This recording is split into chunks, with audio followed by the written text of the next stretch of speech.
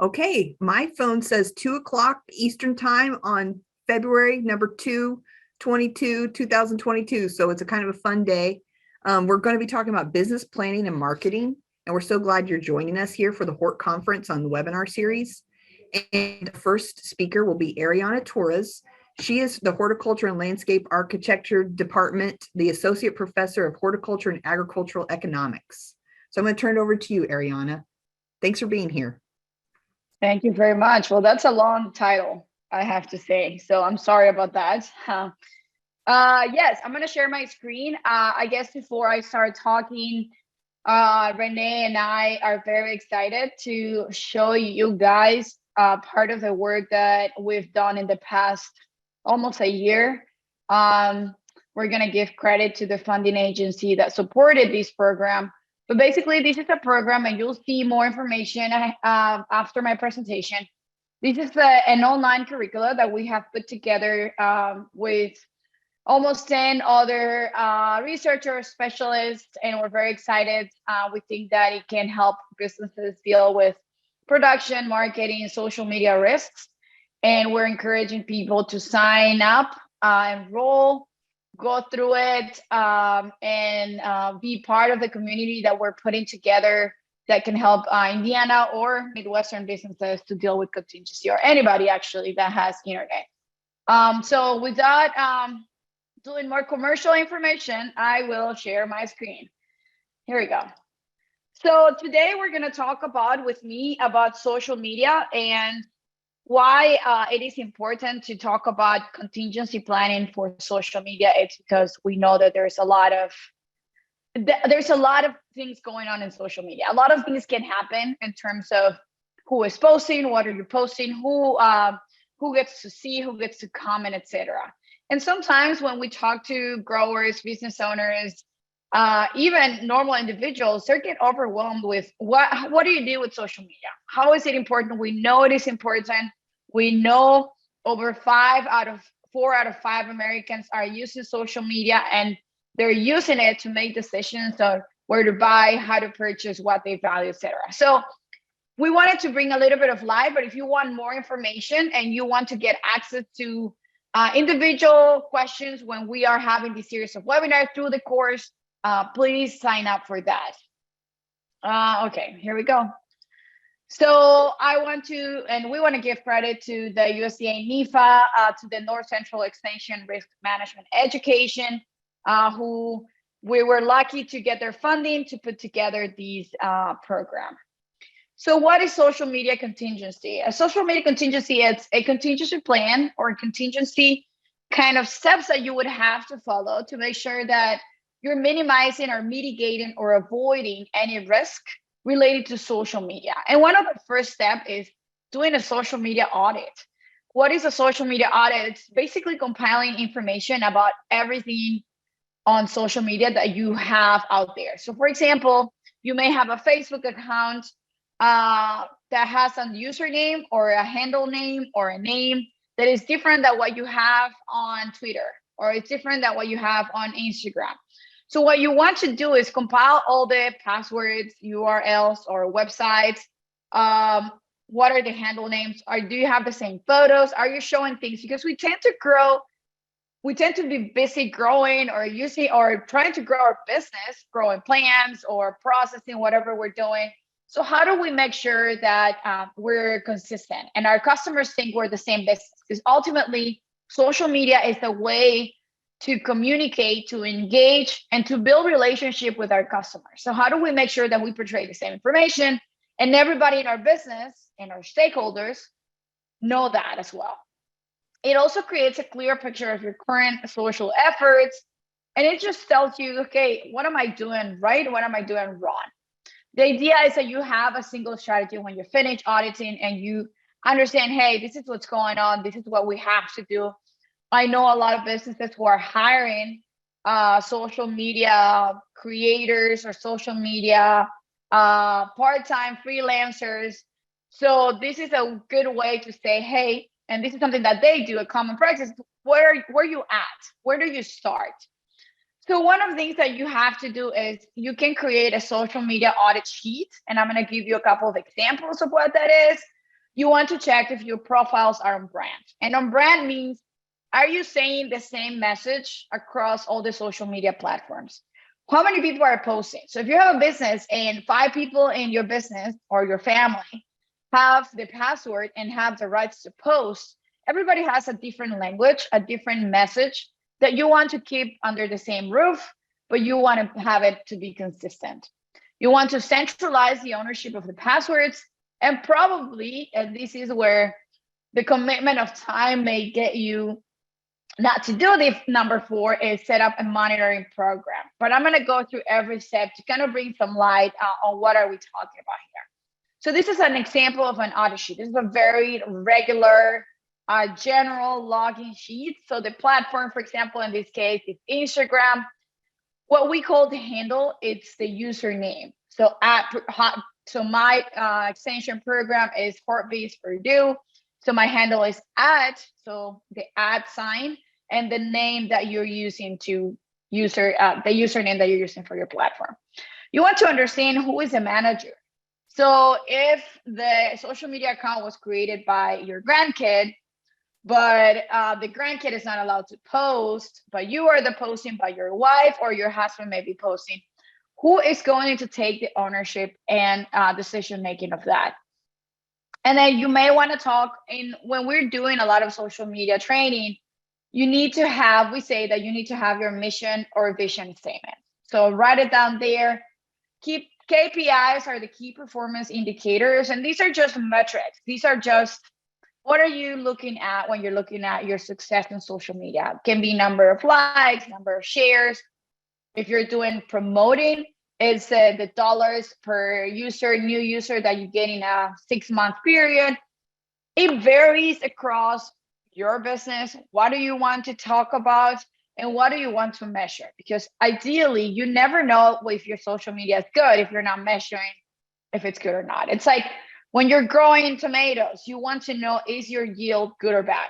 If you're harvesting 1,000 pounds, is 1,000 pounds expecting the same like here? You're getting 1 new follower per month. Is that something okay? So you want to have that. And then you want to talk about your top content also. So top content is basically what are the things that are more popular, the most recent posts and notes. But this is, again, a very general example. I've created one, for example, for Instagram. So example for Instagram, you want to have your handle. So again, the username, your bio, what are the hashtags that you associate with your business? So for example, if you sell at the farmer's market in West Lafayette, you want to say hashtag West Lafayette Farmers Market, hashtag local foods, hashtag farm to fork. Whatever hashtag you use, you want to include them, because when you change ownership, when you hire a new manager, when somebody else comes in to post on social media, they want to know this information. They want to keep that message consistent. What is a URL? What is a link? If it has verified or not. So there are ways to verify your social media account, who owns it, what is your mission statement, and again, any notes or posts or key performance indicators that you want to add. So how do you feel that? Ideally, you have done this before you started your business, social media account. So Google the company's name and just in Google and see what are the URLs or what are the name of products, what are the websites that are there. If somebody has taken the name of your business because your business is local tomatoes or local foods, and that's a very common name, then you want to change that, because you're not going to have the same name across all platforms. So you want to change, you want to search for your name, handle. What are the hashtags that people are using that maybe your competitors or your partners or your business partners or your lenders or yourself, the farmers market, what are other growers using? Because what you want to make is that language consistent. You want to be part of that community. Your social media community is very important. And record and identify networks that you may be missing out. Here you need to pay attention a little bit, because I'm not encouraging to go and jump into every social media platform if you don't have time. If you're not hiring anyone to do this social media for you, you want to be very strategic. What do you prioritize? What platform are you prioritizing? The number 2 was, are your profiles on brand? So you want to look at every social media account individually So the handle, the profile photos, there's nothing worse that you can have is that your social media or your Instagram account has a different profile photo, a different handle, a different address, and a different bio than your Facebook account. Because me as a customer, I'll be wondering, is this the same business? And if you want to build relationships, because ultimately, yes, you're selling products and services, but you're building relationships with your customers, with your suppliers. You want to have that consistency, your bio, your address. I know for your social media and your personal sphere, if you may, you don't want to put your address in your social media accounts. But for your business, yes, you do, because that's how your customers are going to search for you. Again, the hashtags that you are using that are the most popular. And there are different ways to go on hashtags. If you have any question about what are hashtags, how do you use them? They're very useful to collect information about who is your customer. What are people saying about foods or products that you sell? What are your URLs if you have websites, YouTube, etc., and collection of stories and posts. So that's when you're looking into a my own brand. And you have to do that for every social media platform. Ideally, you don't have to do 20. There are over 20 social media platforms, but ideally you just do you only have 2 to 3 that are the best ways that you build relationships. So you do that for those 2 to 3. The third step is to centralize the ownership of passwords. So each social account should be owned by a person or maybe a team within your company. If it's a family business and you have 20 people from your family and extended family working with you, and everyone has your password, there may be the likelihood that there's something that could happen. It's very high, because how you respond to customer complaints, of course, there's not only I'm going to sell this product and I'm going to post it. It's also people are maybe complaining, people may be asking questions. If there's no one single individual that is in charge of checking every comment or every metric, then it's going to fall on no one's responsibilities.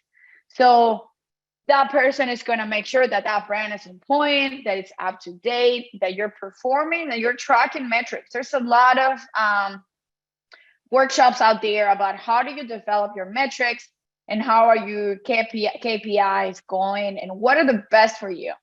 I can't tell you what are the best for you because it depends on how much time and money you want to invest on tracking these KPI, but at least you should know how many people follow you. Are you getting likes after you post? Are people sharing about you? Those are the things that you want to track, at least. And then you need to decide who has access and what permissions should they be granted. Ideally, you have the same message when different people are posting, but it's going to be very hard. So there has to be like a centralized hierarchical process, if you may, where people are going to post and are going to okay it. And this way, you're not going to change the password every time someone leaves your team, because there's nothing worse than you put so much effort on your social media. You have 3,000 followers. People are talking about your business. They're coming to your business. And then that person who managed it left. And in the social media audit, there's no way to track what happened there. So that's very bad. And the last step is to set up a monitoring program. So you already know what are your metrics, and you already did a scan through your social media platforms. You have those sheets in Excel that are saved. You want to go over time every 3 months, every year, every 6 months, and check what is working out. What is working? If you're using websites that are going to make your posting automatically, there are several out there. They already give you the metrics. So that's a very easy way to handle this. But if you're doing manually, you need to understand every once in a while what is working. And then you need to compare your work you do day to day with the goals that you had in your social media strategy. If you've heard of SMART, the acronym, you ideally have some SMART goals that are set up for your social media, because there's nothing worse than trying to shoot the stars but not having the right tools. So you ideally have some goals and objectives that you want to shoot, and you get the tools that you needed, and you get that social media ready and really working for you. So examples of your metrics, as I was telling you about, is total number of posts, engagement. So how many people are commenting about you, liking, sharing what you're sharing, how many people are clicking through.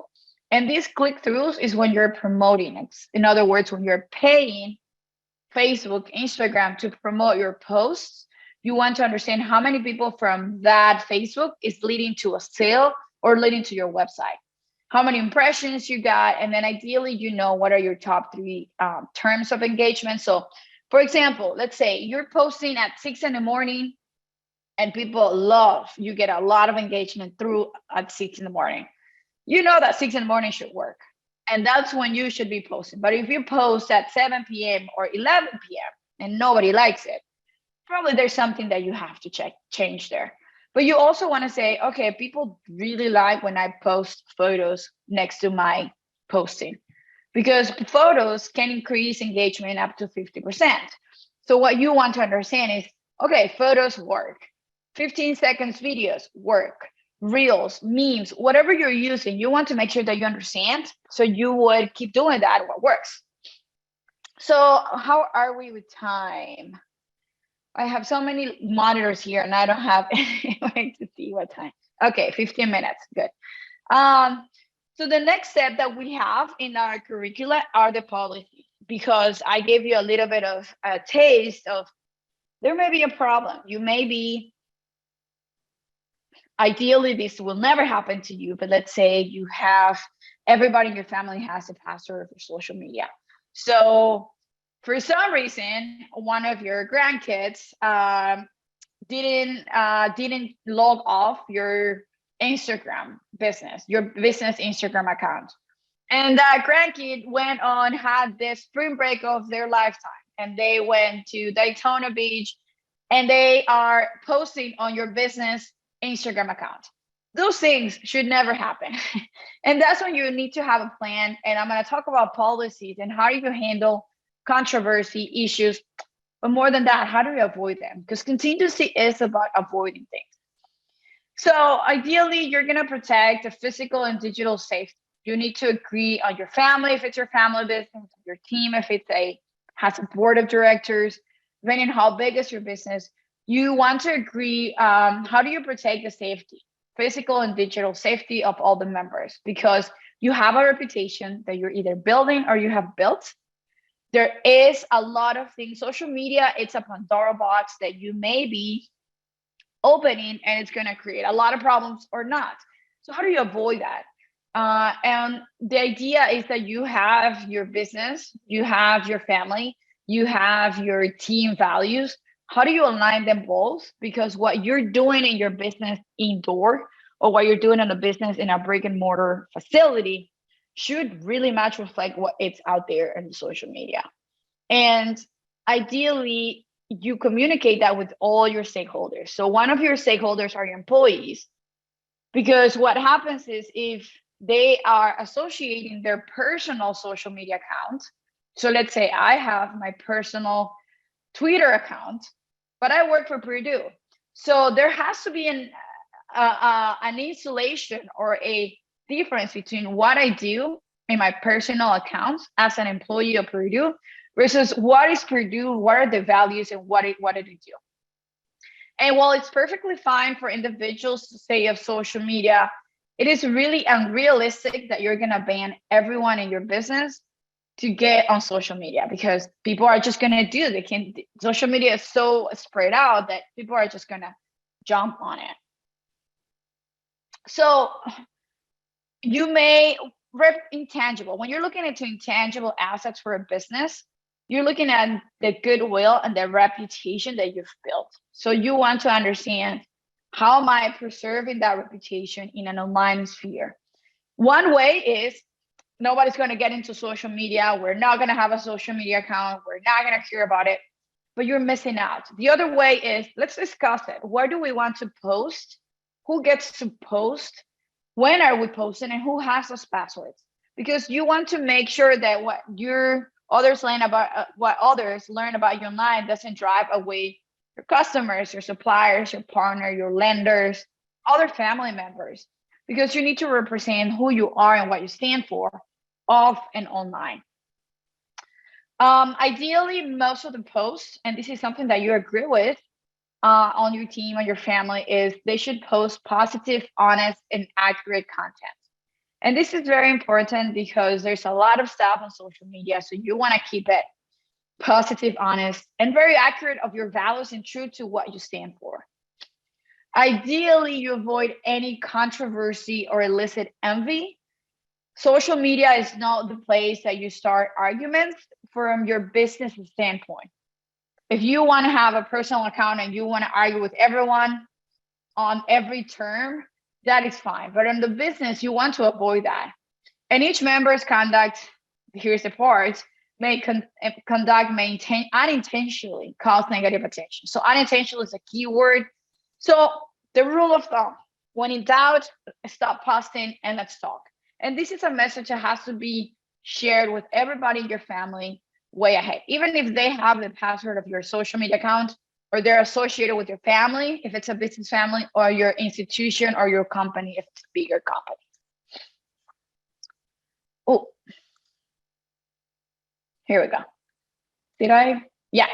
So the considerations is you need to distinguish between every social media for the business, the individual, the family. You need to intersect. And these are conversations that may be hard to have, but you have to have them. And the idea is the family's version of social media should reinforce, if it's a family business, should reinforce your brand and avoid mentioning the business entirely. If your family members have a social media account, in the best scenario, they're not going to talk about your business, because there is a very close line that may be passed, or a small line or thin line that you may. So you need to also evaluate what are the endorsements you're doing in your business that are either business, social, cultural, political, that you're gonna communicate to your customers, because you're building a relationship and you need to understand what are the repercussions. And if that's something that your family, your board of directors agree on, that's what you should do and move forward. But that's something that you need to discuss about it. You need to write a policy. And ideally, after this meeting, you have hold a meeting with every family member that is directly or indirectly associated with your business. And then write that policy. What's allowed and what it isn't allowed, and what may be the repercussions. Because your goal is to not frustrate your workforce or your employees or your family employees participating, but need to emphasize that there is some basic conduct that it's going to avoid any major issues. So for example, policies, let the subject matter expert respond to negative posts. One of the things that I emphasize a lot is if there's a negative post on your social media account, you need to address it as soon as possible. So you need to respond in a very diplomatic, short way. For example, somebody came to your business and they complained that their food was cold and there was a hair. Let's say you have a restaurant and there was a hair in the soup. You don't want to engage in an argument, and nobody in your business want to engage in an argument about that, because other people are going to see it. Social media is a new word of mouth. So, and ideally somebody, and there's just one person that is going to respond in a very diplomatic way. Something along that, and have that sentence in your audit sheet and say, when there's a negative comment, how do you address it? So for example, you can say, thank you for bringing this to our attention. Please come back to us and we will make it right for you, or we will address any concern that you may have, or we will, anything that you want to say. One, you don't want to let that negative post unattended. Two, you don't want to start giving discounts in your social media profiles, because other people are going to take advantage of that. And then you're going to end up with a lot of negative posts. And three, you don't want to start arguments with someone. The other policy is that your local posts are, and probably very likely, going to have national and global consequences.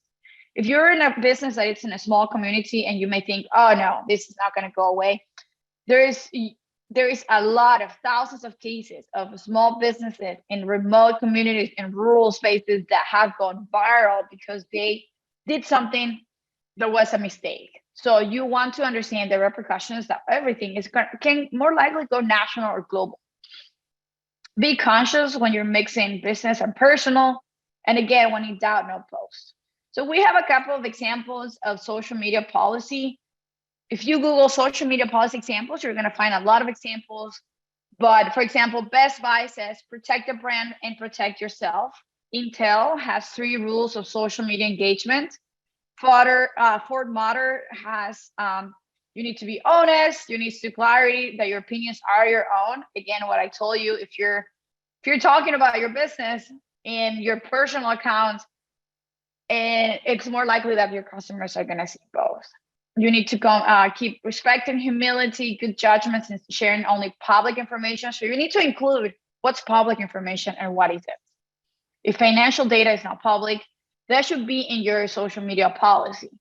And that awareness that what you say is impermanent, because it'll stay there and it'll remain there, even if you delete it in an hour. What are the social media policies that should have? How do you protect information? Again, the whole password, the audit sheet, the transparency, disclosure. You need to follow the law. You need to follow a code of conduct. And that's something that you as a business owner or you as a manager should have in place. Be responsible. But again, at the same time, be nice, having fun, and connecting. And these are just tips for effective communication, because you want to avoid any social media. When we're looking into communications, business of all types and sizes, we need to talk about, okay, so something happened. Ideally, nothing is going to happen. But you want to communicate, if something is going to happen, you need to have a communication plan. So for our first component was you need to have an auditing plan. Second component was you need to have a policy plan. And then the third is you need to have a communication plan. Go to our online curricula and you're going to have all the plans that you need to have. But ideally, if something happens, you need to have a communication plan. So you need to have that plan that is going to disseminate information, address if there's any crisis, because you're going to impact your family, your workers, your customers, your lenders, your suppliers, etc. Because you're constantly building a reputation and the goodwill that is probably one of the most expensive assets that you have. So while you may think that social media is external, you also need to keep in mind that there has to be an internal communication. So those are the policy communications or the policy plan that you should have. You should be in real time, and information or that policy plan should be accessible anywhere, because those are going to be very relevant to the business and to the individual. So what happens if there's a crisis? Hopefully that's not the case, but your crisis communication, if there's a crisis, okay, I have 2 minutes. Before any crisis, you have that policy, you have that audit, you have a presence on social media. During that crisis, so let's say something went bad and a lot of people of your customers got impacted by a malpractice of your business. Hopefully that never happens. You need to monitor all the channels that are in your audit sheet were audited. You need to designate the spokesperson for your farm or for your business, and you need to use positive and messaging. So you need to attend it as soon as possible, because the world today is interconnected, and what you're doing right now is going to be impacting a lot later on. Because when there's a crisis, hundreds of social media posts may surface before your company is even able to issue statements. So you need to have someone in place that is always going to attend to this crisis as soon as possible. So we've seen a lot of cases where a customer service issue can turn into a full-blown crisis if there's a YouTube video, a tweet, or Facebook post, and it can go viral. It can spread throughout. So you need to, that spokesperson channel, monitor all your channels, have a positive messaging, use one spokesperson, and have established presence that you're going to tend to. With that, this is our short version of our crisis communication on social media. or our contingency plan on social media. So I want to continue with the program because I'm not the only one talking, but we want to give you examples of what is our curricula talking about. I've seen there are 2 messages in the chat. Oh, okay, those are Beatrice's. So yeah, please fill up the feedback.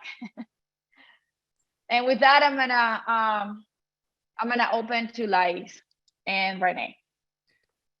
Is there any question? Yes. So if anyone has any questions while we're getting the video ready for Ariana, that was a lot of great information. Well, it's not only mine, it's all our team putting together, amazing collaborators putting together a lot of information. And Renee just shared in the chat the website to go and sign up for the course. We're very excited. Thank you. And who's sharing the video? Is it Beatrice? Oh, is Renee? Renee, are you going to share the video? Yep, I think I'm ready. Hopefully the sound comes through and everything. If it doesn't, let me know and we'll try to figure it out on the fly. I did test it, so hopefully it comes through. Okay. Hi, I'm Ed Ferris with Purdue Extension in Huntington, Indiana. And I'm here today to explain production risk, strategies for management. This presentation was prepared with the assistance of Michael Langemeyer and Jenna Neese. This work is supported by USDA NIFA through North Central Extension Risk Management Education Grant. To begin with, it's important to identify your firm's production risks. There can be unforeseen weather factors, climate changes, other things such as pests, diseases, genetics, even things like machinery efficiency, unknown and or uncertain quality of inputs. All these factors can impact your firm's production risk. So what choices do you have in dealing with these production risks? First, you can control or minimize risk through management practices, things such as irrigation, timeliness of operations, and preventative maintenance can all help in that regard. You can also reduce production variability. By this, we mean diversification or maintain the flexibility in the use of farm assets, operating procedures, vertical integration, and just using new technology. All could be a part of that production variability reduction. And finally, transferring some or all the risk, such as with contracting and insurance. Next, we want to talk about controlling and minimizing the risk. And by this, we mean reducing the variability in the production. And again, we're talking about tiling and irrigation are 2 good examples of how you might reduce that variability. Timeliness of operations and preventive maintenance are also steps that could minimize and control. Next, we talk about the reduction of production variability. And by this, we can define diversification as, producing crop and livestock enterprises on the same farm, assessing whether a farm has the human resources, including the labor and management, to produce the enterprises that are a part of that diversification. That's a critical step. Next is maintaining flexibility, which would be using machinery and labor to explore new enterprises or projects. And the availability of labor and equipment for transporting products can also influence that decision making. Vertical integration is also noted, and that would mean taking that step out of, by selling a portion of the finished products on the retail side. So you cut out that step in that production process. And finally, applying new technology, using precision farming techniques to improve the efficiency and to stabilize outputs. So these factors all can reduce that variability. And next, we can talk about transferring the risk to somebody else. How you do that is through contracting, such as with production contracts, where growers might be looking for income stability, improved efficiency, market security, and access to capital. Marketing contracts can also be used to take advantage of pricing opportunities and to stabilize the prices from the extreme highs and lows. So insurance can also be an effective mechanism. We look at property and health and casualty insurance, life, disability insurance, liability, crop insurance. So, to be insurable, there must be the event that's adverse must be important enough to cause the economic hardship to the insured. And talking about crop insurance, it can be used along with marketing plans to mitigate the downside risk. Further reading is listed here, Introduction to Risk Management, through the Extension Risk Management Education Risk Management Agency. And again, this is sponsored by North Central Extension Risk Management Education. Thanks. In this first module, we're just going to provide an overview of the three other modules in the financial risk section of the course. There are three basic components to financial risk, and each of these components are going to be described in separate modules.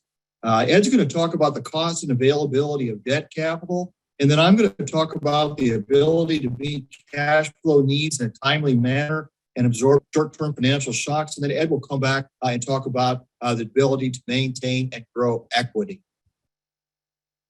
Hello, my name is Kyle Mandeville. I'm a ag law attorney here in Indiana.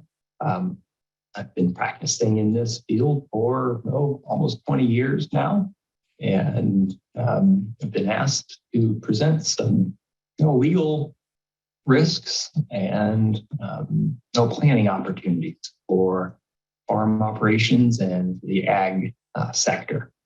So appreciate the opportunity to present here today. And if you have questions, please submit them through the portal.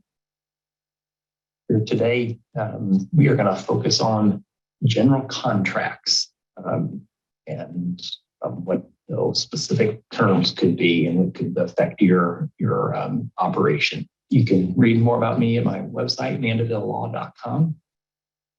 And for a good intro to contract terms, I have my attorney disclaimer that essentially says I'm not acting as your personal attorney in this matter. I'm just providing general advice, and my advice is not legal, and it's really limited to the state of Indiana. If you're located outside the state, then if for specific questions and issues, see your personal or your own attorney and provide legal advice on the situation in front of you. So starting out, contracts, big deal. A lot of folks will just sign documents all the time, not read them, not really understand what they're signing.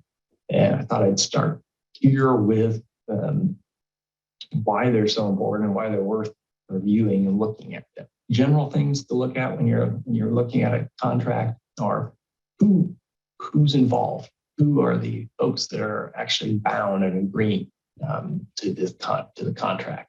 Why is that important? Well, if you're a farmer, you need to make sure that you either are signing it as an entity. If you're running your farm through like a corporation and you're signing a seed contract, it's the corporation that should be buying the seed from the distributor. But the distributor might list your personal name so that they know they'll be paid, and it's not accurate. And you want to avoid some of that personal liability by not signing personally. You also want to make sure that everybody that's involved in the deal is included in the in the contract and has, has their names listed as well as the sign. If you do use entities or have an entity or more than one, make sure the correct one is there. I have many farmers who have, let's say they run their trucking operation through an LLC. Well, if there's a fuel distribution agreement, that trucking LLC should be the one signing and agreeing to pay for the fuel, not the, say, the farm operation general partnership, or the farmer personally shouldn't be signing that contract for the fuel. It should be the actual entity that owns the trucks and runs the trucking. So that's an example of where you need to be looking. Generally on terms, I have seen a lot of one-sided agreements in my time frame. So before you sign, at least read it, understand what it is, or ask your attorney for insight. Don't just sign overly broad agreements that have been drafted by a big corporation somewhere that essentially ask you to waive all your rights, and they are claiming all theirs. If you have negotiating leverage, push back and demand that they be changed. More importantly, if you have a salesman there that says, "Oh, well, here's, this is what we're agreeing to do," and it's not in the agreement, be sure to demand that it's be placed in writing. That needs to be in the agreement to be enforceable. For signatures, make sure that everybody signs. It's amazing to me. I've seen so many contracts where there's just one signature. Not all parties sign it. And then on an e-signature caution, I see a lot of people, they don't even review document agreements anymore with e-signature option. They just sign. And then more importantly, they never even get a signed copy of the document. Why is a copy important? Because if there is a disagreement or if there's litigation later on, you need to know what you agreed to, and you need to take that to your attorney. That is the first step. Frankly, I've been amazed by the number of folks that didn't have fully signed copies when they went to the point of needing to negotiate or need to know what they agreed to. What types of contracts could pertain to your farm or your operation? Well, I mean, you have a lot of contracts that deal with real estate. I find I'm involved in a lot of farm lease negotiations and drafting, cash rent, cost share, or some type of flex range. In Indiana, the length of a farm lease is crucial. If it's more than 3 years, something needs to be reported to make it binding on the owner and future owners. Don't see your attorney if you're entering into a long-term lease. Obviously, purchase agreements. If you're buying land or equipment at auction, you're going to be signing a purchase agreement. And those terms really should be reviewed if it's an auction ahead of time, so you know what you're agreeing to. And generally, there are forms that are, well, sort of one-sided in that it gives the seller best benefit, and the buyer is buying subject to a lot of restrictions. Here recently, in the last, I think 5 to 10 years, solar and wind energy agreements have been a big thing. Those are long-term, 40, 50 plus year agreements. So the terms are very, very important and need to be negotiated and read thoroughly. They're going to affect multiple generations of landowners. Easements, that's another thing I see a lot in real estate closings. What does it provide for? What type of use or is it, does the actual easement provide? Is it just access, or can you put in tile with this easement?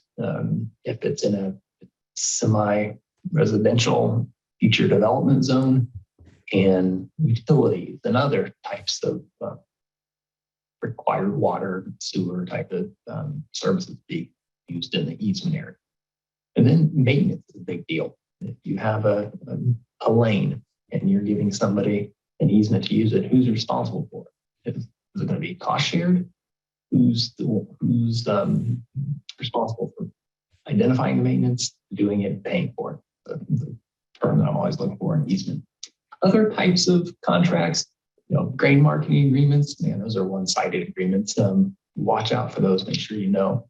If you have employees or independent contractors, I find more and more it's important to document what is the employee's responsibilities. You don't want them to be disclosing important information about your farm. You don't want them to compete. You don't really want them to go out and try to start their own business and hire your employees. Those all can be contracted under an agreement. If you have independent contractors, it'd be nice to document what the responsibilities are, how they get paid, what type of length of terms. I mean, there's so much there that could be provided for. Product liability. If you're producing crops, retailing, I guess, farm table or other products on your farm, you need some type of a contract or some type of a statement that limits your liability there. Production contracts, if you're producing seed for a seed company, those are some pretty tight contracts. You need to make sure you've reviewed and understand the terms. Now, get into the legalese here for a little bit here. General clauses of a contract that I'm concerned about. Consideration, it's a legal term. It means, is there something that's exchanging? Money being paid? Are services provided? Is there a swap of land? Without consideration, generally a contract's not enforceable. So you need to make sure there's an agreement and there was something exchanged for it. Usually contracts provide for deadlines. Like normal clauses state time is of essence. That means contract says the services are to be provided within 10 days. That 10 days is binding, is a short version. Identification clauses, those are very important and usually very broad, and whoever drafted the agreement makes it one-sided. So it's something to look at. And I generally some type of cross identification, which means everybody is responsible for their own actions. And they agree to protect the other in case of a liability. That's generally acceptable. Because of these identification provisions, which identification means if you get sued or if you have a loss because of my mistake, I'm agreeing to cover that, and I will provide the legal defense or the money to pay the claim. Because there's liability, you can make sure you have the right insurance requirements in a contract as well. So that's where you have your insurance agent provide insight on what is applicable and what is appropriate, and then get that insurance as well. Okay, getting into the weeds of legal, I'm usually really focused on the contract provide for a state or a county or a lawsuit, or the type of law that is going to be applied. I like Indiana law because I'm an Indiana lawyer. I know Indiana law. But if I'm dealing with a Delaware seed company, they might want Delaware law, and they might want a lawsuit or arbitration to be held there. Well, that's not a convenient place for my clients. So I usually wouldn't negotiate something other than that. A lot of contracts these days provide for arbitration, which means you're not allowed to go to court. It's a private, confidential process in which an arbitrator decides if there's a problem, makes the decision of who's in the right and who owes what. Essentially, it's private litigation. That sounds good in that it's confidential, but if you've been wronged and you're I'm going to say the small guy in the contract, you might want to actually be in court, or you can have a judge hear your case and make a decision. But a lot of contracts do provide for arbitration, so it's not guaranteed to be the best. Lastly, there's standard jury trial waivers are normal contracts, but also look at make sure that there's attorney fees and costs provided. So the person that breaks the contract, breaches the contract, owes attorney fees in the event that you're not made whole. That way, that essentially provides teeth for the contract to be enforced. No. Well, it's been an honor to present some basic contract provisions here, and I look forward to the next segment of our legal pillar in this course. Once again, my name is Kyle Mandeville. If you have any, you want to read up on me, my website is mandevillelaw.com. Thanks again.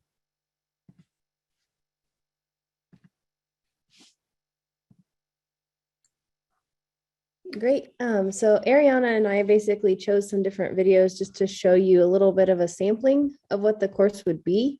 As I said before, as Ariana touched on, it's called the 6 pillars of farm risk management, I think is what the official title is. And basically through that course, we go through the 6 different pillars of risk that farms can face. And so Ariana covered the social media. I'm going to talk about human resource along with some marketing risk. So let me go ahead and I will share my screen here. Ariana, did you have anything to add before I jump in? No, we're just want everyone to go and check out that course. There are 6 pillars and each of them are very important for contingency planning. So looking forward to seeing you all there. That's all. Great. Thanks, Ariana. Quick question. So this could be for any farmer, market farmer, commodity Yes. farmer, anyone Yes. who's marketing themselves as a farm, maybe agritourism, right? So it could be, okay. Yes, so it's farms, agribusinesses, if you're in the green industry, if you're a crop farmer, if you're a livestock farmer, if you're a horticulture farmer, all of the farmers. So if you identify at all as a farm, even small business, I would say most of the material is applicable. I would say 90%, even if you're not in agriculture directly. I would just say a lot of the examples that we have are for farms and agricultural businesses. But yeah, it's a great course and it really helps protect your business from all aspects, whether it be financial, social media. Let's see if we can name them all. So it's social media, financial, human resource, marketing, production, and Financial. okay, perfect. So yeah, we cover all those topics and we really want to make sure that farms are protected from all angles. And so the course really dives into that. You get a lot of interaction, you get extra webinars, you get an actual fillable contingency plan for each of the 6 pillars at the end, where you can check off and make sure you've done these certain steps to protect your business. Thank you so much. Cool. Thank Yeah. you. Yep, no problem. So let me go ahead and dive in. We're going to start with human resource risk. And so you've seen this a lot now, but this course was funded by the NCRME. We really appreciate their funding. So when we talk about types of risk, we have marketing risk, we have production, we have financial, we have legal, we have human resource. And this is basically the premise of our course. And what we did here was we added social media because social media is so important for farms and agribusinesses when they're marketing their products, marketing themselves. So we wanted to add that social media pillar into these risks. So when we talk about human resource risk, you might hear about human resources and think there's like, oh, there's Purdue has a human resource group, right? But what is human resource risk? So when we talk about that, we're talking about poor communication or people management practices. That risk can come from management error or competence. It can come from divorce, death, illness or injury, temporary leave. All of these things can cause risk in the way of human resources for a farm. So we're going to walk through a few scenarios if you're still unsure about what some different things could be. So scenario number one, and I will say all of these scenarios are real. We have people ask that when we give this presentation, they say, are these real? And yes, they are. These from actual people that we've talked to. So scenario number one, Joe and Jennifer have a medium-sized irrigation business, and they're in business with Jennifer's parents. So Joe handles the contracting and construction while Jennifer takes care of the paperwork and the marketing. After 10 years of marriage, they're getting a divorce. So Joe wants out of the business to move to Montana. And so Jennifer's left, right? She doesn't handle the contracting and construction. So where does she go from there? Another scenario, so the Brown family has had a roadside farm store for generations. The daughter of the owners, Mary, expands the business by setting up an online store, which is great, right? The online store takes off quickly, but the online and in-person stores don't have a system to connect and track the inventory. So due to the high volume of online sales, the business is short on inventory and there are customers who do not get their orders fulfilled. We can see this happening, right? You have to have some kind of system to monitor what's in store and what's ordered online. And if you don't have something that makes those two communicate, you can really run into problems. So as you can see from these two scenarios, human resource risk can really span large gaps. It can be all through the business, and there's lots of ways that it can creep in, but we have some ways that we can try to avoid and reduce and just really minimize those risks. And so now we can say, now what? Now what do we do? So formal planning or contingency planning can help in each of these situations. So by using contingency planning, it really helps you to narrow down and to focus on the right priorities. It allows the business to function if someone is gone. So whether they're, ill, they're absent, maybe somebody's on maternity leave. So even if it is planned, you want to make sure that you plan even more and allow for the business to function while that person is out. Another benefit, employees have a better opportunity to plan their own lives. They can take their vacation and not be on call, all the time if they plan correctly and have that contingency plan in place where other people can pick up and make sure the business is running and functioning if they're gone. So what is a contingency plan? A business contingency plan is a set of procedures that really defines how the business will continue or recover in the event of an unplanned disruption. So there's really not another process that does a better job of making a business assess its operations and processes. A contingency plan really dives in to say, what are all the steps that the business does, who does what, and how can we recover if somebody is gone or if somebody's out or if something goes down in the business. So it's a structured exercise of planning of what to do when key operations are not available. And so we've got 5 main steps in the contingency plan, and I'm going to walk you through all 5 of those steps. The first one being risk assessment. And so when we're talking about risk assessment, we really need to analyze the different risks that your business has. So basically we have threats, assets, and mitigating factors. So the threats are the events or situations that would cause financial or operational impact. So basically they would cost you money or they would cause you incontinuity. So you would have some kind of system that's down for a while and it would affect how your business is operating.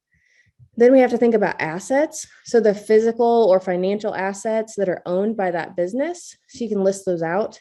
And then mitigating factors. So the protection devices, the safeguards, the procedures that you have in place that can reduce the risks of the threats, such as maybe an uninterruptible power supply. Maybe you have a backup generator.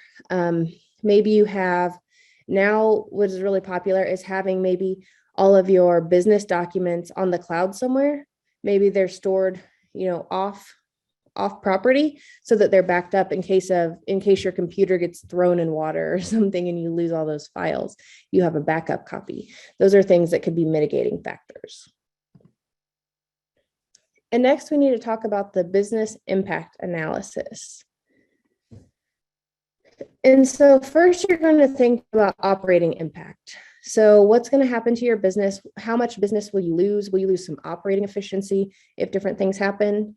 The next is the financial impact. So that can come in a variety of ways. Maybe you'll lose some customers. Your business credit rating could go down. You could have to hire temporary help, which could be more costly than having your normal employees that you have all the time. You could have an interruption in cash flow. So maybe you have a payment coming up, and if you're losing some business, maybe you don't have the cash to cover those bills. You could also have legal impact.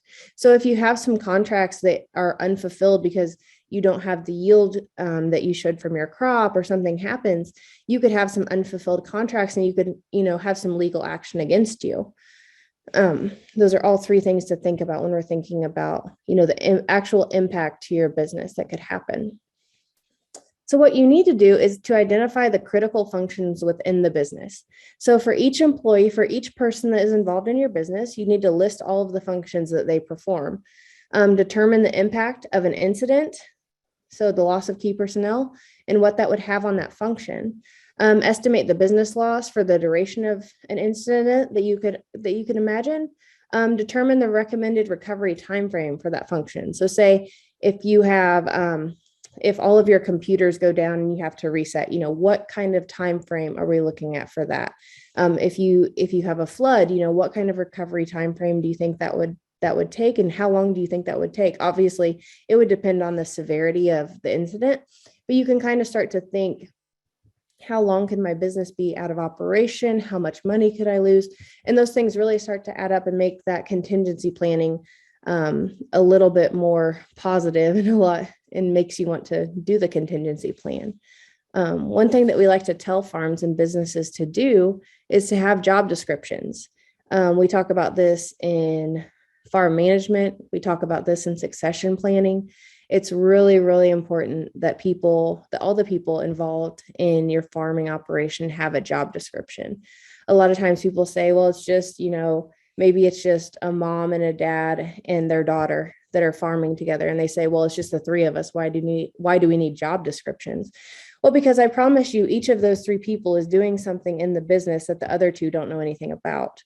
No matter how little you may think it is, maybe mom, reconciles the books on a weekly basis to make sure that the cash in matches, what the actual sales records are. Maybe dad changes the oil every winter in XYZ machinery, and the other two don't really know about that. So writing down those job descriptions can really help, and it can help you fill in those gaps if those people are, for whatever reason or for whatever length of time, removed from the operation. So when you're thinking about business impact, you really need to establish the resources that are required to continue to perform those critical functions. So say if mom is removed from the operation, what are the things that we need to do to make sure the business keeps moving forward? And there's really two phases, and it depends on what kind of impact your business has. But you have the response immediately after the incident. So if you have a flood, you need to move things to higher ground. You need to make sure that livestock is moved. You can have those things before and right after the incident. And then long term, it's going to take you a while to get back to where you were. So you think about the response immediately after, and then you also think about the long-term recovery and what you need in each of those phases.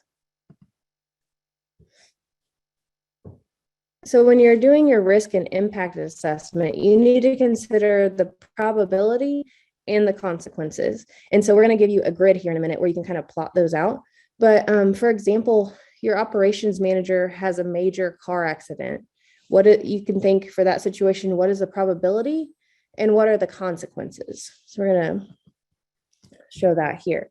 And so what you can do is you can graph this out on this matrix of low probability to high probability and low consequence to high consequence. And so the probability of getting in a major car accident is probably pretty low, but the consequence can be really high. So you'd be over here in this quadrant right here. So in a couple slides, I'm going to show you what you can do in each of those. And so the third part of the contingency plan is to think about risk management strategies and tools. And so there's 4 main risk management strategies that you can have. So risk avoidance. This requires the business to take actions to evade risky situations. So you're literally just avoiding those risky situations. You can have risk reduction, where the business takes action to build an extra degree of safety into a situation. Maybe they make sure they have certain safety protocols in place. They make sure, if somebody's up on a building, they're tied off. You can do things to reduce the risk of different situations. You can have risk anticipation. So that's basically where you promote self-insurance. So you know that you're going to have some kind of a breakdown of your machinery this year. There's that risk there. So you put aside money so that when that does happen, you can cover that. And lastly, we have risk transfer. So this depends on the use of insurance. So in risk transfer, you're pushing the risk on to someone else. You're still doing the same critical business functions that you were doing before, but the risk is transferred to someone else by way of insurance. And so as you can see in our quadrant, depending on where you fall in the probability and the consequence spectrum, you either retain those risks. If you're in the middle, so if the consequence is low, basically you're going to retain that risk.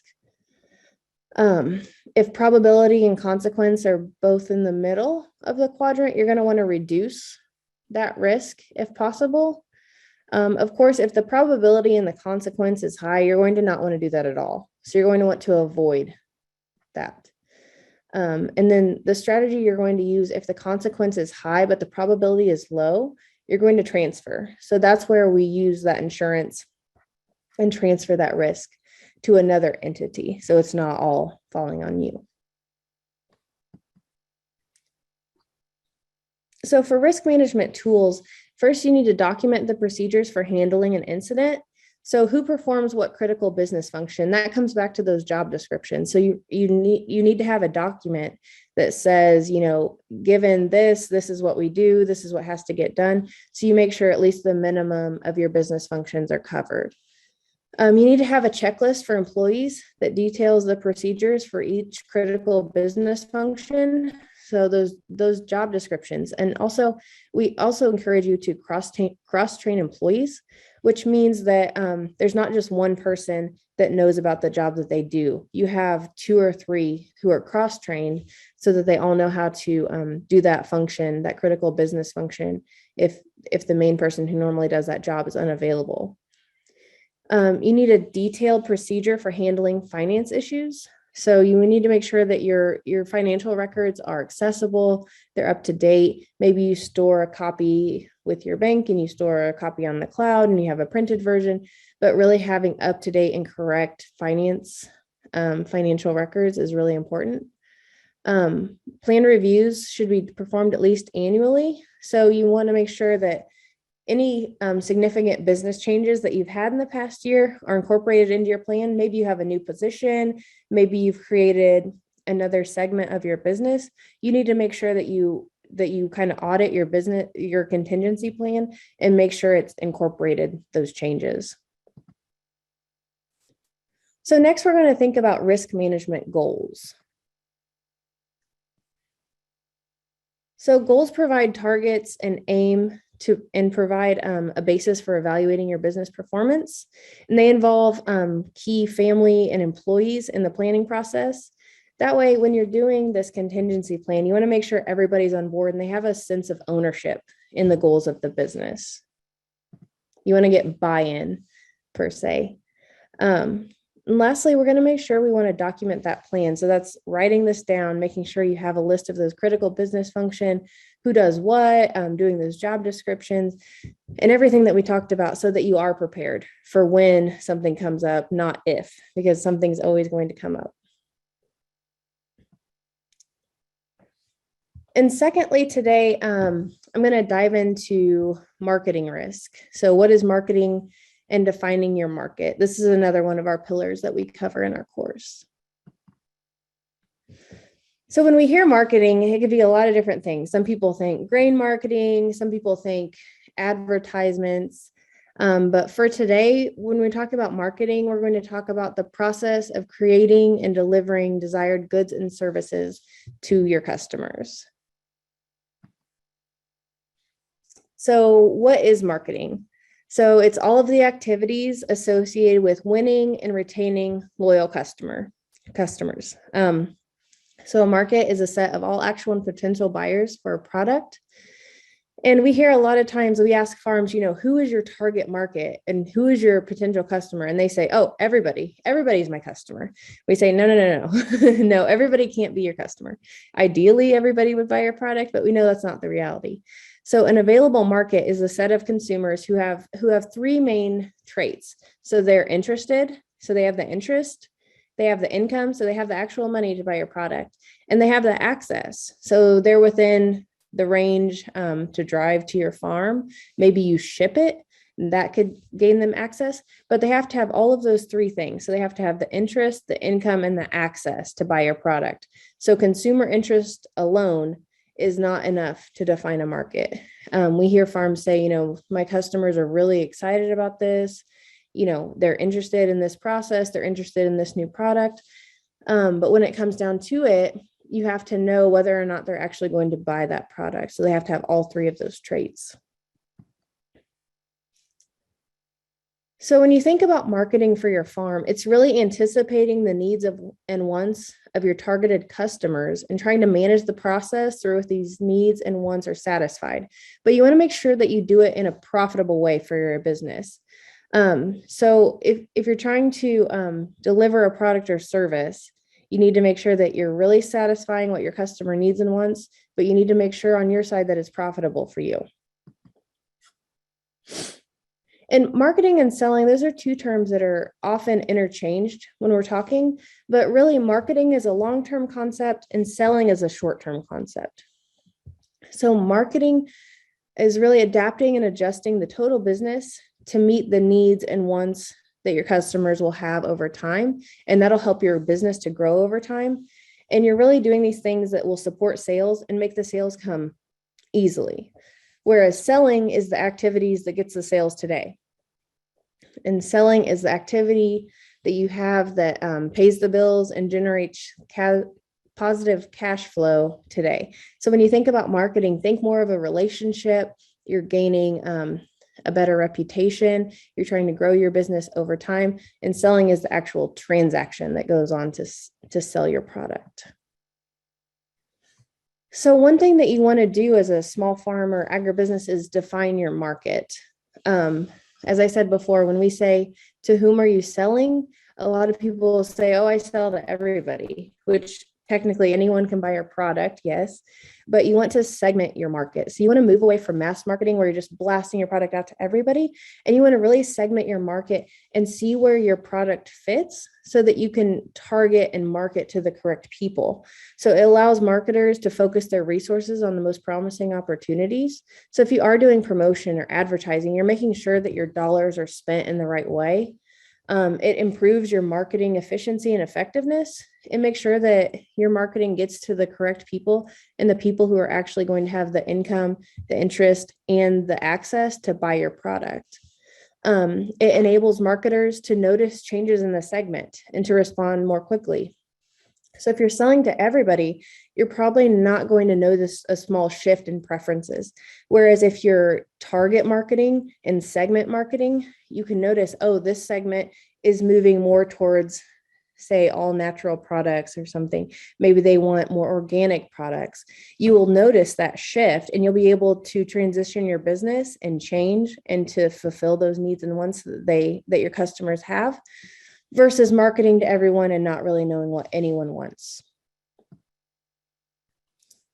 So market segmentation divides your market into parts or segments so that each segment, and you can sell to more than one segment. You don't just necessarily have one segment that you sell to, but you want to make sure that each segment that you have is definable so you can actually lay out the people that fall into that. So what are their characteristics? What is their income range?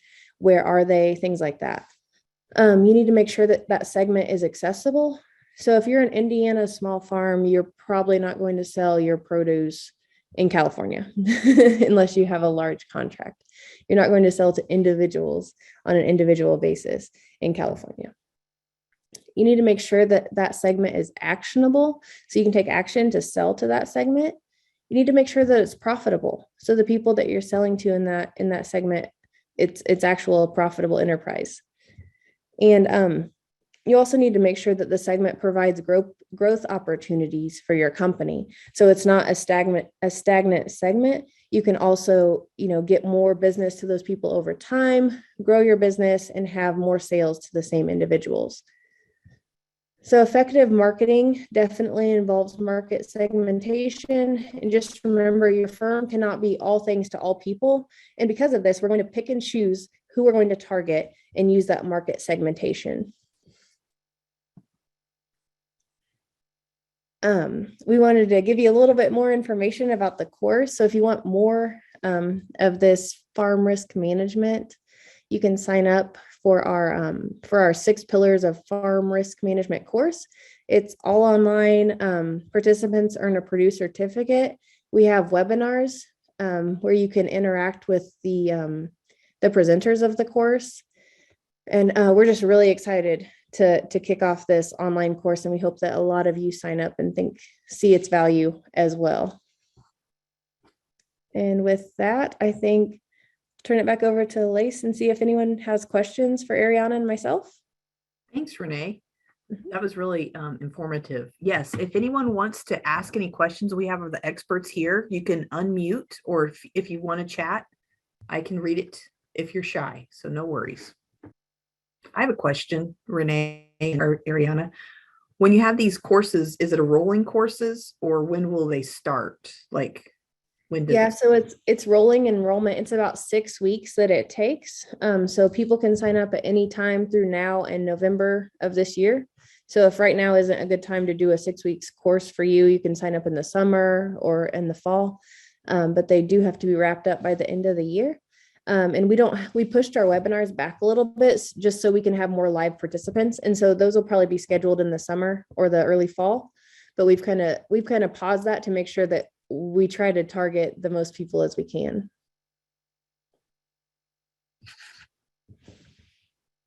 So if you're interested, in other words, if you're interested, I think the best way to go about this, excuse me, is to enroll now. And so you're ready, because in April or so, we're going to start sending emails, but we also have a limit of how many registrants we can take. So the idea is, as soon as you can register, and then in April, you're going to be all good to go, because in summer, we're going to have in-person webinars, but also we're going to create a community of businesses in Indiana and surrounding states where we all help each other in building contingency plans in those 6 pillars, and try to avoid any risks. We know that crises are more often, natural disasters are more often.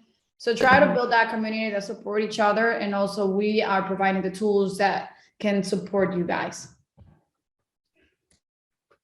I do have another question. I know you talked about human resources a lot.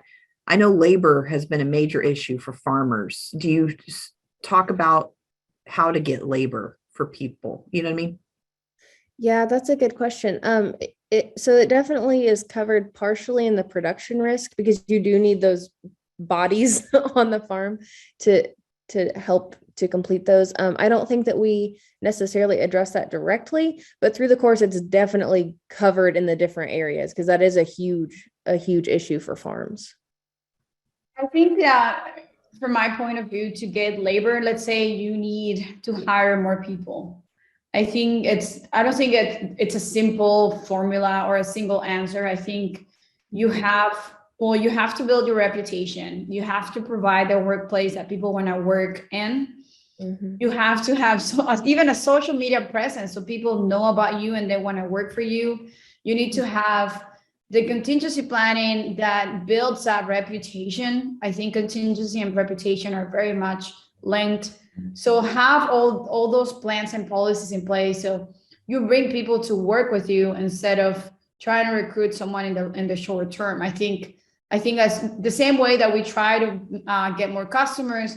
We should be thinking about how do we get employees, because it's a long-term relationship, or hopefully it is. So you don't have to train and retrain and spend money and time on retraining employees, but rather build those relationships. Being a good business that is contributing to the community, but it's also contributing to their employees, supporting their customers and providing good products, having an online presence, presence. I think there is various factors that are involved into. It's not that person I'm going to hire, and because we know there's shortages of labor, so we have to have the business that people want to come and work for us. That's interesting. I've never thought of that. It's almost like marketing. I mean, I just hear it from the farmer's point of view, but it's like marketing your business for employees to come work for you. It's a different mindset a little bit. That's interesting. Thank you. Yeah, and it's impressive, like the labor shortages and of course inflation and wages. Again, these crises are happening all the time and more often. But that it's putting a lot of pressure into not only hiring people, but hiring the right people.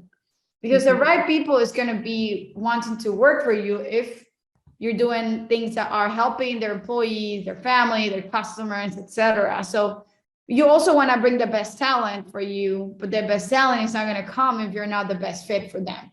Because I think with labor shortages and supply of jobs, oversupply of jobs, people are just making their choices. It's like a customer because if you would look into the business sphere, you have one of your stakeholders are employees, the other are customers. One is just internal, the other external.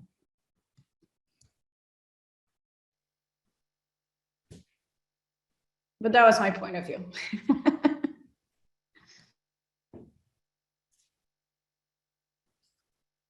I'm going to just give it a little bit of time if anyone has any questions. Oh, someone asks you, Ariana, what are some social media mistakes you see small businesses constantly making? One of the mistakes is businesses pouring money, promoting ads, and not tracking the metrics of those ads. Businesses saying, oh, it's kind of like you're trying to shoot all the birds. But you, like Renee was saying with customers, you need to have your customer, your best customer, and try to attract those. So therefore you're going to spend less money and you're going to be more efficient. And then you're going to be able to track what is the response of that. What is the impact of that dollar that you invested? That's a mistake number one. Mistake number two is leaving comments and complaints and shares unattended. So one of the strategies of social media is one of the best strategies actually is you are resharing what customers are talking about you. So let's say you have a brick and mortar shop, and then there's such a thing as Instagrammable places where you have these arrangements and people go there to take photos, and in the meantime, they purchase from you. Somebody is sharing about buying from you, you're tagged because customers want to tag you when they're in your Instagrammable setup. So let's say you have a barn and they're tagging you. One of the most unnecessary mistakes is that customers are not resharing that or not taking advantage of that share, because there's a lot of power on you sharing what people are talking about you, because it says people trust me, and customers want to buy from businesses that are trustable. So that is the best digital word of mouth, when you're resharing what people are talking about you, or where you're replying to comments immediately. It has a lot of power also to say, not only I have customers that want to come to me, but it's also you're rewarding your customer. It's like kind of like giving them a discount, because like, oh, they reshare and they reshare it again, and it just creates all this filter, and it multiplies the audience organically. You're not paying for advertising, and it's just like you're not utilizing probably the best tool of social media, and it's customer engagement. And one of the things that I say is a third of your customer engagement should be through their posts that they're doing about you. The content that you share, a third of them should be because they're posting about you and they're talking about you. Those are two. Thank you so much. Ken asks, what do you think is the next social media platforms that we need to be aware of? Ooh, I don't think we're changing so much in social media platforms. Right now, there are, at least at a given time, 5 additional social media platforms, and I don't see them getting in track. Because just how social media platforms are established. I think it's a social media trend that may change more than that. What I would suggest though, it's something that I usually don't talk about, and it's about YouTube. I think people underestimate the impact of YouTube for your business.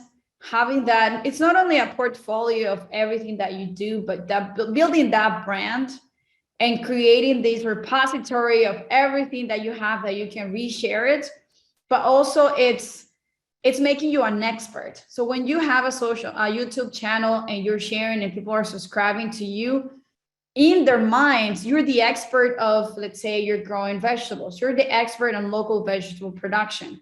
When you become the expert, that's it. People want to buy from you, and they want to bring their family because, hey, I heard about this grower, and they want to talk about you when they go travel to the city, or when they go and they family are visiting in town. So I think, and the way I see it, it's like these are complementary networks. I actually don't think that networks or platforms are competing each other. I think they're very much complementing your branding of your business. So in marketing, we call it branding, that you're building your brand and you're creating it. Yes, you have a business, but you have most importantly, a brand that you're building a reputation on.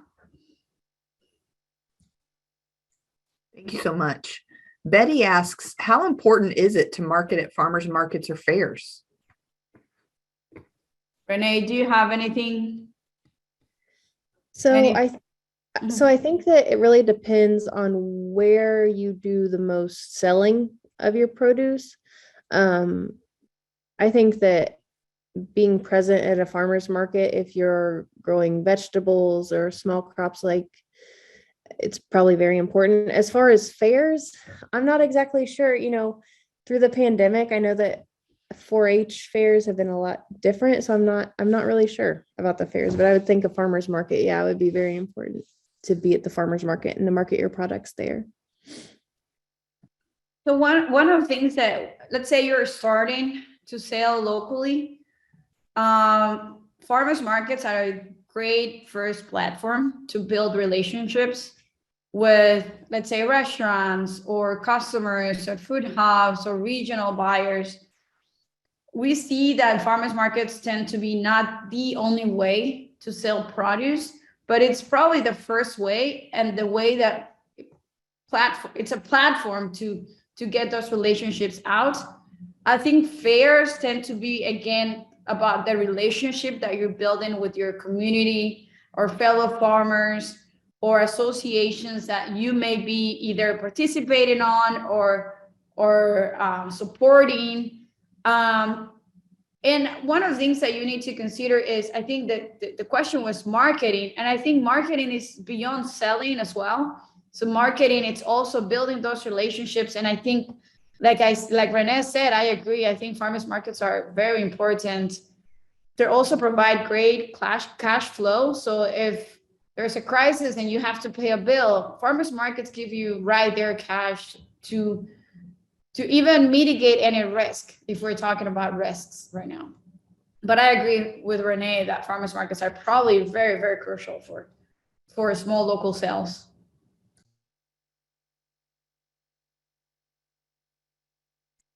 Thank you for that. We don't have any more questions right now in chat, but let's give a couple more minutes to see if anyone has any. And you can also unmute to ask our experts, because this is like awesome for our businesses. I sell maple syrup, so I'm like taking notes.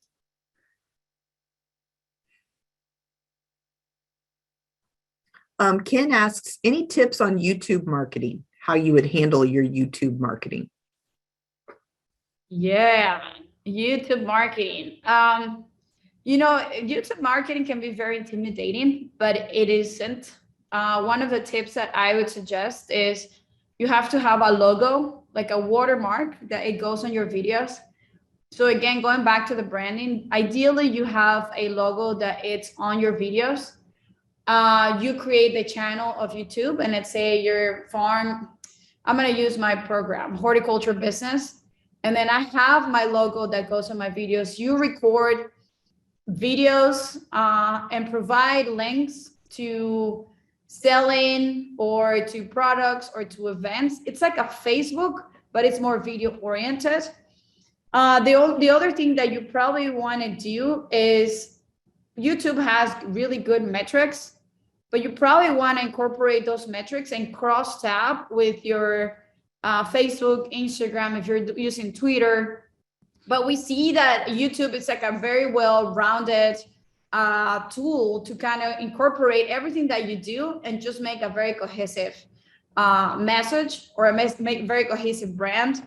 So logos, have a video. I would suggest, I've seen, I worked with a social media manager, if you may, a little bit for the last 2 years. And one of the things that she did is like, she was just using her cell phone, and she got on Amazon these cell phone holder that had any, I can't remember what's the name of the name of the brand, but basically you can record videos at any time, and you don't see that the camera is going all this way. It was like a $30 cell phone holder, and she was recording videos anywhere. And basically she was using like a very inexpensive app to kind of merge those videos and create and put the logo in there. And once you have certain number of videos, you use all your social media platforms and your website to push those videos out and just create these expertise that we were talking about before. Yeah, and I'll add one thing on the YouTube marketing that I think is helpful. You can create playlists. So if you sell different products or if you have different video categories, I think it's really important for your customers, if they're going to just your YouTube page, to see those different playlists that they can choose from and not just see all of your videos and get lost and think, okay, it's too much. That way you can have a ton of content out there, but it looks very clean. That's a great point. And I also think when you're on YouTube and marketing yourself, you should always have in the description how to get a hold of you, like to find your website. Always, like you said, cross-tabulate those social media platforms to build it stronger and resiliency, because people want to be able to find you easily. Yeah, one way to see it is like you're a click away from your next competitor. So you want to make sure that all that information is out there. Look at all these questions. EC Sun asks, any tips on starting the conversation of succession planning and contingency plans with family members within the business? Yeah, so especially with succession planning, you want to start those conversations early and often. We encourage people to not have those during holiday dinners. Don't have those at the family table. Schedule a time and place that's fairly neutral for all the parties. Make sure that everybody's there. Make sure you have an agenda so that people know what they're coming to discuss about. Make sure everyone has a chance to speak. More so on the succession planning. The contingency planning is really about auditing your business and seeing what crucial tasks need to be done. And so when you bring up the contingency plan, it's maybe not as such a big jump to make to get people to buy in. It's more, what do you do? How do you do it? Let's document that moving forward, versus succession planning, which can seem like a huge obstacle to family businesses and can seem like a huge insurmountable task. I promise you it's not. We do have a workbook coming out on succession planning. It's like 150 pages. It really helps families to take that book and step by step say, okay, this is what we're going to talk about. Fill out those pages and move on to the next topic. We do encourage people, if you're of the junior generation, it's a little bit harder to bring up the topic of succession planning. But if you are in that senior generation, make sure that you're bringing up that, your goals and aspirations for the business to that junior generation. Whether or not they say it, they're looking to hear from you and what you want and where you see the farm moving forward. And they don't feel like they're empowered to bring that conversation up. But as always, early and often, try to be someplace neutral and make sure everybody has a chance to speak. Renee, does Purdue have a succession planning workshop that veg growers could go to, or any farmer could go to? Yeah, we're right in the middle right now of our succession planning workshop for this winter. We try to do those in the winter. But I will say we were just awarded another NCERME grant. So the same grant that covered our online contingency planning course is going to cover a series of workshops for next year, looking at succession planning for farm family businesses around the state. We're going to try to hit up 10 different areas in the state so that we can have some really good coverage. We're looking at those crucial conversations. So it's talking about farming into the next generation, continuing that business into the next generation. So how do you bring those people in? And also looking at the financial component. So we're also covering having the cash to keep the business going. So those will be some great one-day workshops. We're also planning follow-up Zoom calls with the families, a month after, 2 months after, to kind of help them be that mentor to them, to try to help them work through some of those hard conversations. So be on the lookout for those. We're really excited as a succession planning team to have the funding to do those workshops. Would you mind putting in the chat how we could find those in the future, how we can keep track of that? Yes. So the one way that I know is you can subscribe to the Purdue Institute for Family Business, and I'm in charge of updating that website and everything. So if you do subscribe to that business, you'll get newsletters for farms and family businesses. Every year we do have a succession newsletter that's just focused on all succession topics. This year we have 5. It's coming out later today or tomorrow. But yeah, we update those events and it'll be there and it'll go through those channels. And I promise you only get 1 or 2 emails a month. It's not a huge undertaking, but I'll put that link in the chat here. Thanks, Renee. That's awesome. Thank Deborah asks, when you belong to a co-op, is your best marketing to be done individually or as a group? Wonderful question. I'm loving all these questions. I don't think in another webinar I've gotten as many questions as we've gotten today. So thank you very much for being so engaging. It makes my speaking better and brings more context. And I think Renee agrees. So I think when you're part of a co-op, I think that's a conversation that should have happened with the co-op members. How is marketing going to be managed? If that conversation has occurred, and depending on the commitment of every member, I think it is important that that conversation happens. In the ideal world, the co-op has co-op marketing efforts that it's going to, one, market and highlight the benefits of the co-op in itself, but also highlights on a weekly or monthly or daily, it depends on somebody's doing marketing or not, every individual member. So a co-op should have both members and co-op in itself marketing efforts. And then in ideal world, you're also able to do your marketing by yourself. I don't think you should be just relying on the co-op marketing to build your brand, because you're going to get the highlights just very once in a while. And I think you have your family business or your small business, you're building your reputation and you're building a brand that if you hit the right customers and use the right tools, you may go national or regional. So relying only on the marketing of the co-op may deter you from reaching the most potential that you want with your business. And it also depends, what do you want to do? What are resources you have? What are your goals? And if you have time. But I think just to summarize what I just said, talking with the co-op leadership and trying to have both the co-op and your individual marketing may be probably your best bet to build that brand and build that customer reputation that is going to bring customers to come buy from you at the co-op or anywhere. We never know how our markets change. Things are changing so rapidly that you want to have that brand for yourself. That's a great point. Thanks, Ariana.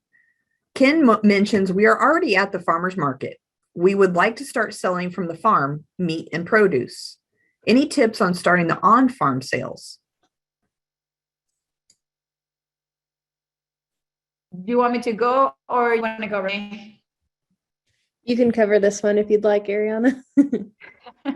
Yeah, I was gonna be lost with the succession plan. I'll be like, oh, I don't know what to say. Okay, so you are selling at the market and you want to start selling from the farm. The best thing that you can do is advertising at the market about your farm. You want to have your farmers market stands. You can grab so many ideas from farmers market stands anywhere in the world. Wherever I travel, I go to the farmers markets and try to see what farmers are doing. Probably one of the best farmers markets that I've been to have been in Washington, D.C., and how they put together those stands and the marketing that these customers have. They explain to you. So for example, there were peppers, but they would tell you this is how in a single label, like a little board, this is a pepper that can be better cooked with these proteins, and the flavors are these. They bring a little bit of a flavor profile. When you're doing that, you're building your own brand. You're telling people information that they're actually trying to get when they go to the farmers market. You're building that expertise that they want to get a hold of you to get more peppers. And the next question is, where can I get more of this? Therefore, in your market stand, you should have, our farm is located in this town or this county or in this highway or in this exit, wherever you are. You want to have that, your phone number, your social media handles, your @Smith Farms or whatever your username is. And you want to tell your customers exactly that. Hey, if you really like this, you can follow us on social media, or you can follow us on Instagram, or you can come to a farm. We're located here and here, here. One of the best things about farmers markets is that interaction that you have one-on-one that you're not going to have if you sell to a restaurant. When you're in a restaurant or a co-op, like the previous question, you're relying that someone is going to try to find you. But the power of one-to-one interactions, and you're able to communicate where you at, but also have it visible in your stand, either your basket or little cards or stick. I've seen farmers at farmers markets having little stickers where they have their brand. So they're telling customers we're also on the farm. I think both farm sales. Hey, Ariana, the rain must be bothering your video. Would you mind turning off your video so we can hear you better? Because I think your bandwidth, it's me. It may be just me. Is it just me, Renee? Probably to everyone. Okay. Yeah. There you go. Thanks. Yeah. I don't want to miss what you're saying, Ariana. Go ahead. No, that's okay. That's great. Yeah, internet, it's complicated, but yeah. So having that farm sales and farmers market is going to be really good for you, but try to leverage on this one-to-one conversation at the farmers market. Absolutely. So basically you're saying at the farmers market, start telling the story. We're going to have roadside stand open, and this is where we're going to be. And you could come to see us anytime, not just at the farmers market, and start kind of marketing that way. Exactly. I'm shutting down my video. And one of the things that you can do also is whatever arrangements you have at the farmers markets, you should have a very similar one at your farm. So make sure that your display at the farm looks a lot like your display at the farmers market. Why am I saying this? Farmers markets are so successful. There's a reason why. People like that display, like that interaction, like that ability to connect with you and ask you questions. If you can replicate that at your farm, you're building your own market, which is ultimately a great marketing strategy. Thank you so much. That was a lot of great information. People are thanking you in the chat of all your helpful information and advice. They're very thankful. And Kurt's Produce asks, what's a good percentage breakdown of how many fun/entertaining social media posts versus info/promotion social media posts you should have? So I have the percentages, Ariana, if you want me to take this. If you want to take it, you can too. Okay. Go for it. So there's at least especially for Facebook, there's this 80-20 rule. So 80% of your posts should be social and 20% should be related to your products and services and things like that. So 80% you want to be engaging, social, showing pictures, asking questions, things like that. But 20% should be related to your products. I hope that answers that question. That was really informational. Thank you. Something that you may want to add is, so try to avoid the sell approach. The most you avoid it, the most relationship building efforts you have. And in that 80%, you have to have a fair share of your expertise. What are your values? What are your customers saying about you? Like I was saying before, resharing or rewarding or recognizing your customers for coming to do business with you. And even partnerships that you may have. So if you care about the environment and you're partnering with an environmental organization that it's also you're helping with, there's a good way to also advertise that and promote that work. Not only because you're part of that, but because that's something you care about. So that building that relationship can take many, many ways. Thank you so much. Anybody have any other questions? I'm just going to be quiet for just a little bit longer because it takes a little bit longer on Zoom for us to think about things. So I don't want to rush anybody. Shelby's iPhone says all these questions and topics are really helpful and informative. I agree. Totally. Thank you for that feedback. It also makes me as a marketer person, because my husband's the one that does a lot of the hard labor at work. I mean, at our farm for the maple syrup, but it makes me realize marketing is a job and it's super serious to tell our story as a farm. And so it kind of helps me not to feel like I don't contribute much. You know what I mean? So marketing is not easy. And it's work. Yeah. Probably another way to see it is like marketing is an investment on the future of and the sustainability of your farm. So some people think, oh, I'm spending money. It's an expense. It's actually an investment because you're building relationships with customers that are going to be multiplied with other customers. And you're going to have long-term profitability. That's a really good point. Lisa says it's so helpful to learn about the behind the scenes techniques of social media. Thank you. I agree. Thanks, Thomas. Thomas says, thanks, good job. All right. Well, Beatrice, I don't think anyone has any more questions right now, but I really appreciate you, Renee. Renee, I never got to introduce you. You're the Agricultural Economics Department Family Business Management Specialist. Is that right? Yeah. Yep. So Awesome. I'm the Research and Extension Specialist for the Institute for Family Business, as well as for the North Central Regional Center for Rural Development. Oh, that's awesome. Yeah. Thank you. Okay. Lots of hats. Hats, yes. Well, thank you for helping us in our businesses. We really appreciate it. Yeah. Thank you for having us. This is great.